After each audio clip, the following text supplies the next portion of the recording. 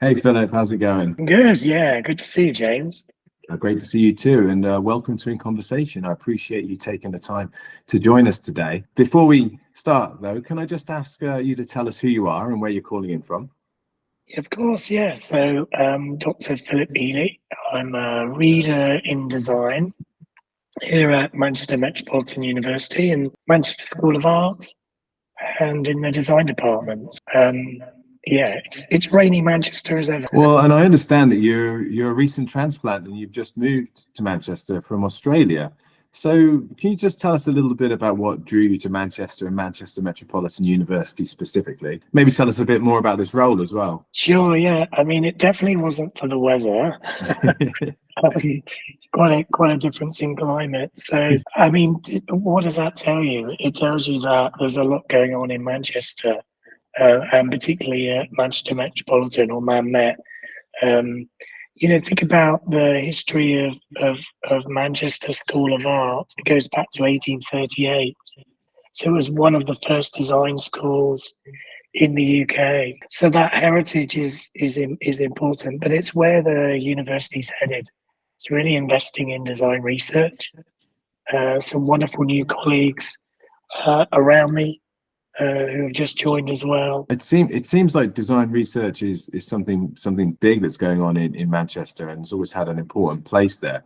Have you found it to be quite different as in their approaches to between the UK and Australia? Yeah, I think inevitably the sorts of problems that designers are confronting are very different, very challenging. The one thing I really notice is this idea of kind of critical mass. I mean, there are more people here, which means there are more design researchers, so that makes a difference. And when you're in an urban centre, clearly there are different challenges that are emerging, different problems that we have to confront, different colonial pasts for both countries for different reasons. So, yeah, very different. I mean, Australia is a vast country, so everyone is very dispersed there. So it's in a smaller country, smaller nation, to build that critical mass of design researchers who are making things, imagining, having conversations, serendipitous conversations around the future of their research. So in that way, it's very different. But we've all got the same shared goals. We all want to change the world for the better. That does seem to be something that preoccupies designers and always has done historically. So, what is the state of design research and design research scholarship specifically? Is it in a good place globally, or are there clear goals, or is it unified? I mean, I've written about this. I mean, the field of design research is ever expanding, and it is like the Big Bang. I saw recently somebody talking about the design consultancy IDEO and how they were making cuts in their company because design thinking has lost its interest. Well, that's design thinking perhaps, but design everywhere else is, I think, expanding. I think design researchers they're getting used to being in these academies, they're getting used to this idea that they have to write and critically reflect on what they do. But that's not to say that we haven't forgotten how to be creative and to be innovative. So in many ways, it's a very healthy state. I mean, part of that's around, I think, the number of challenges that we face, the grand challenges that we all confront: climate change, political instability, race inequality, all those sorts of things. All those are design opportunities. So it's a good time for design research, I think. Do you think it perhaps has more power and weight as an academic discipline because of its connection with society and business in a very practical way, and that many design researchers actually, of course, come from business or design practice backgrounds?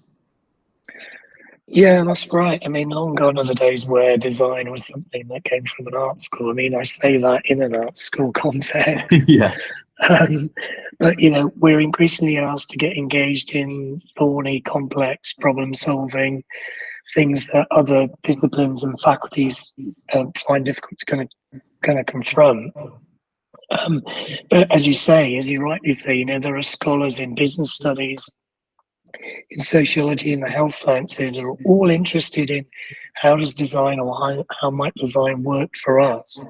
So there's this healthy intersection, interplay, interaction, which is going on now. Well, I mean, we could talk about the state of design and design scholarship for all day, but I do have you here today as the new editor-in-chief of Intellect's Journal of Design, Business and Society. So I do want to ask you a few questions about the journal, and just to tell us a bit about sort of some of your goals and objectives for the coming year and the years to come as well.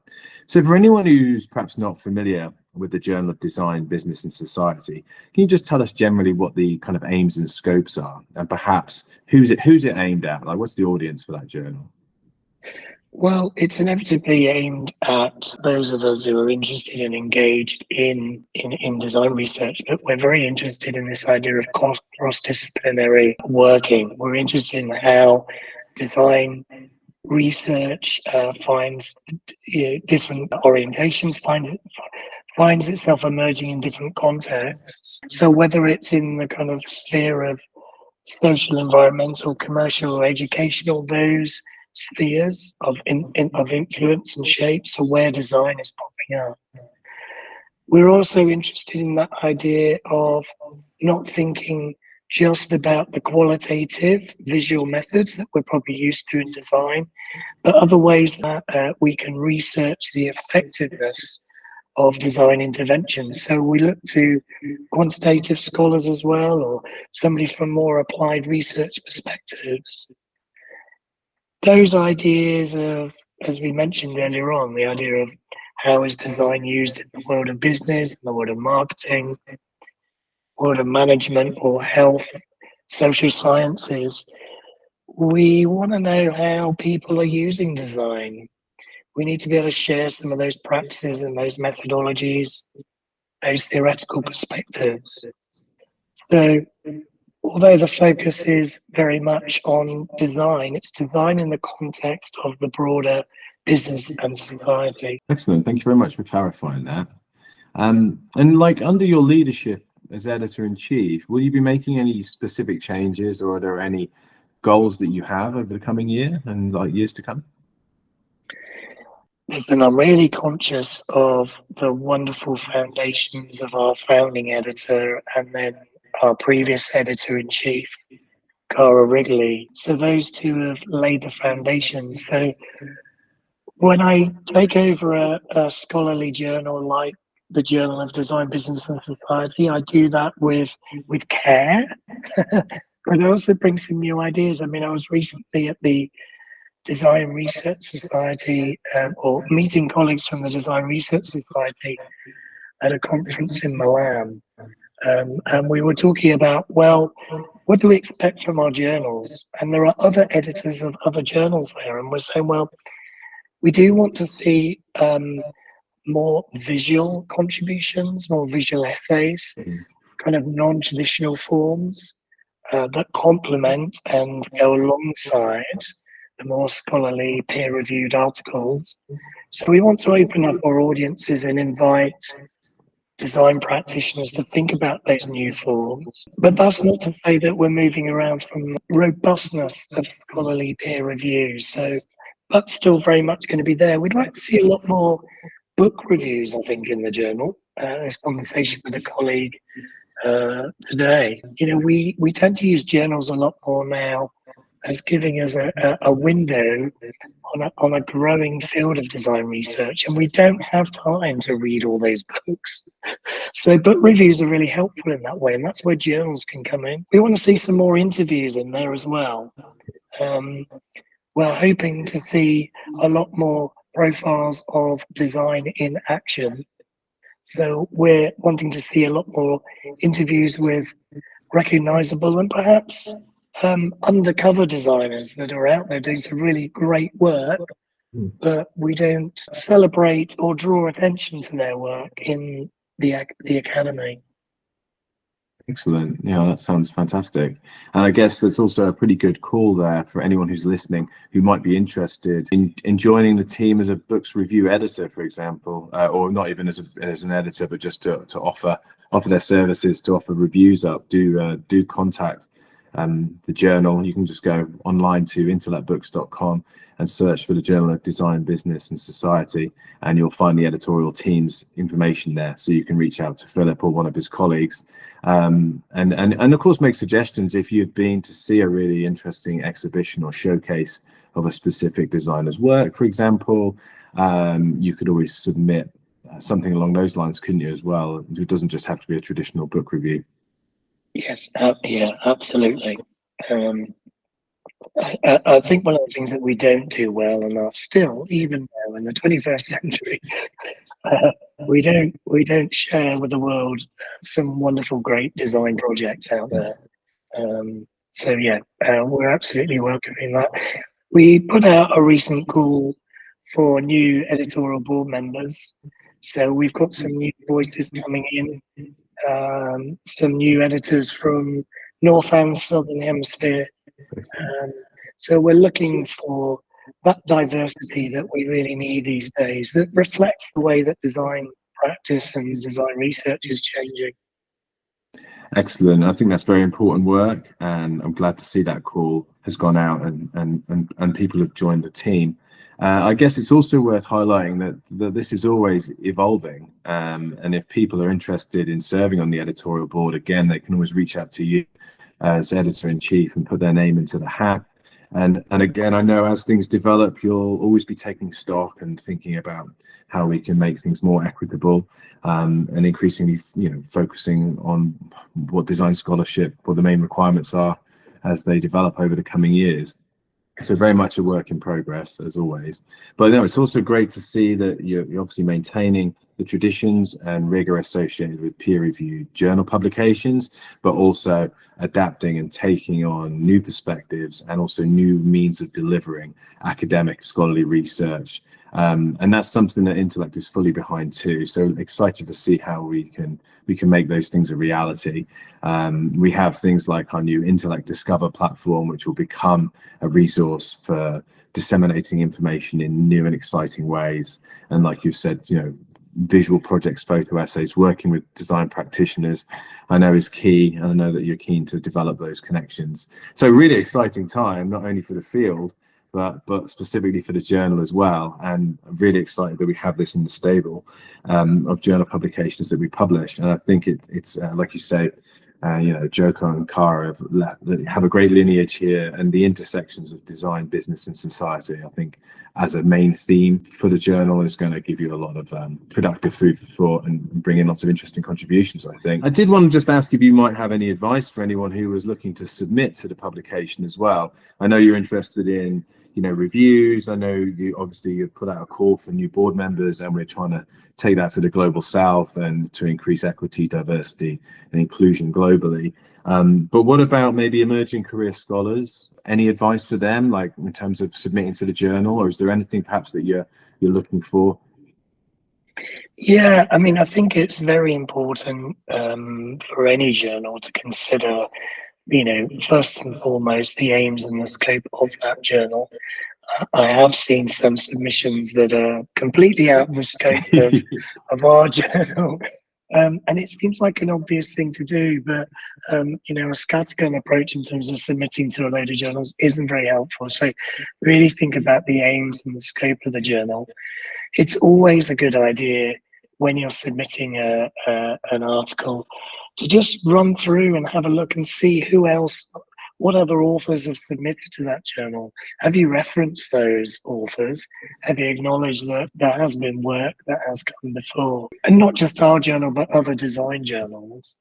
And, I'm terrible, and it's not because I'm the editor-in-chief that I say this, but me as an individual, I'm a real stickler for grammar and punctuation and syntax. And so if acknowledging that, if English isn't your first language, co-write, I'm really looking forward to the idea that there are a lot more co-written submissions. Consider that we do research in teams, and then what tends to happen is people write up on their own. So I think advice would be work in a team, do it as a team. It's a much more fruitful effort, the ideas are richer for that, and the language is much more developed. I totally agree with that. I think that's a really good point.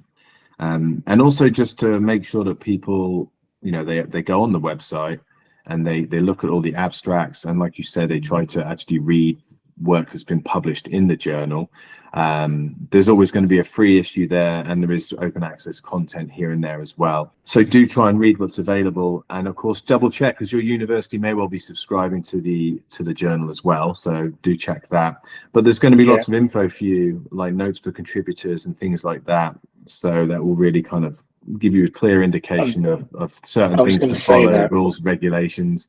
Whether if it says 5 to 8,000, then make sure it fits within those parameters. And if you're submitting a traditional peer-reviewed article, make sure it's clear that that's what it is, rather than something more polemic, that could be considered in a different context within the journal as well. Exactly. And if the guidelines say anonymous, then submit it anonymously. And if we say an abstract of so many words, then absolutely. Yeah, I think it's obviously scholars, especially emerging scholars, are under a lot of pressure these days to submit within very defined terms, in terms of this journal has to fulfill certain criteria if it's going to count towards their career progression, all these various different entanglements that they have to engage with. But still, it's very important that you do your due diligence, make sure that the journal is an appropriate place for you to output your research, and then do follow all the instructions to the T. And in Intellect's case, and I know the same for many journals, there's very clear guidelines. And of course, although editors, are often largely working for free and very busy themselves, they will ordinarily be able to help you and offer collegial advice, especially for emerging scholars who might be your first foray into the murky worlds of publishing journal research. And again, equally, Intellect can help too if you want to reach out to one of our editors, at the business level too. Sorry, Philip, what were you going to say? No, I was just going to build on that, James. You're absolutely right. And I was going to say that, for those emerging scholars, or even more advanced scholars, that if you submit a paper to the journal and you get some feedback which doesn't quite resonate with you, and you're kind of disappointed by it, first of all, don't take it personally. If we put the time in, and we mustn't forget that all of our peer reviewers are doing this kind of in their quite often in their spare time. We're all part of a coalition of the willing, and so that feedback that they give, that you'll get from a peer reviewer, is all in the best interests of helping your writing develop. So always take that criticism and that critique positively, because we generally put a lot of time and effort in thinking through everything that you write. It's a really important point, and I think when you're earlier in your career, and perhaps you're still in the process of developing a PhD thesis, or you've just finished and you're in the process of defending, and you want to siphon parts of that off, develop appropriate articles, it's a great way to get really structured and important feedback from peers representing global interests in the design field. And I think that's very much the case with this journal. So it is, you have to grow that thick skin to maybe take some criticism, but ultimately it's a real advantage to your own academic development, and really to get that kind of advice and feedback from a mission driven but commercial project, where we have people working in the real world outside of academia, as well as within the confines of academia. And I think it can be really advantageous to get that feedback from outside of that small circle you might be in when you're in the process of developing a thesis, where you maybe don't have that many people around you who are able to offer the feedback. So it's a great opportunity, I think, submitting to a peer-reviewed publication if you're at that stage.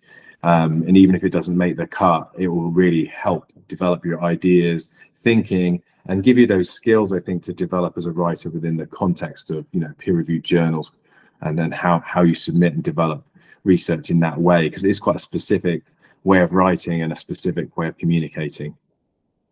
It is, and it's also, and just going back to your earlier question about who is the journal for, we mustn't forget that we want to see, and we do have, business leaders and policymakers who read the journal. So you have to be able to write in a way that is not impenetrable. It's got to be something that a policymaker can take, and it spurns change in the way that somebody else does business, or creates policies for local government, for example, or changes the way that we live our lives or ways of working. So again, the way that you write about design research has to kind of reflect that widening audience and interest in design.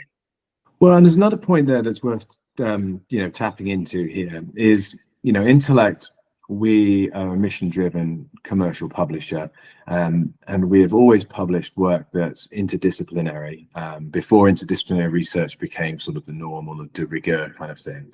And this journal firmly fits into that camp. But what has become more and more important is not only kind of citation, academic impact, but also what we call real-world impact.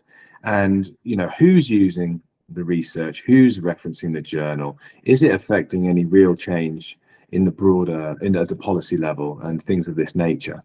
So I think that's important as well, and that's something that we're obviously going to try to achieve over the next, over the coming years with the content that we publish in the journal, is not only content that's going to have that impact and be cited a lot by the academy, but is it going to affect change on the ground or at that level of policy and implementation and that real world impact? And I think this journal, like many that are in Intellect's wheelhouse, are really kind of at the forefront of this change and this kind of change in the zeitgeist of how journals should perform and what role they should perform in society. And I think this journal is obviously in a great position to do that. So that is important, I think. Just to jump around a little bit, because I know we only have limited time, I wanted to ask you just a little bit about some of your sort of your personal influences as well. And from a scholarly perspective, who's been the greatest influence on your own work? I mean, it could either be a theorist or perhaps someone you work with. It's funny to say that. I mean, I must give a big shout out to somebody who inspired me to get interested in design in the first place. Was Professor Ian McLaren, who is now retired, but he was one of the designers on the Munich Olympics. And he was always a bit of a role model for me. If we think about design research now as it was then, when he taught me back in the 90s, I think, he certainly gave me lots of opportunities in terms of real life design projects. He perhaps hasn't written as much as other design scholars now, but he was always the inspiration for me to get interested in design and become a designer in the first place. And he has those credentials.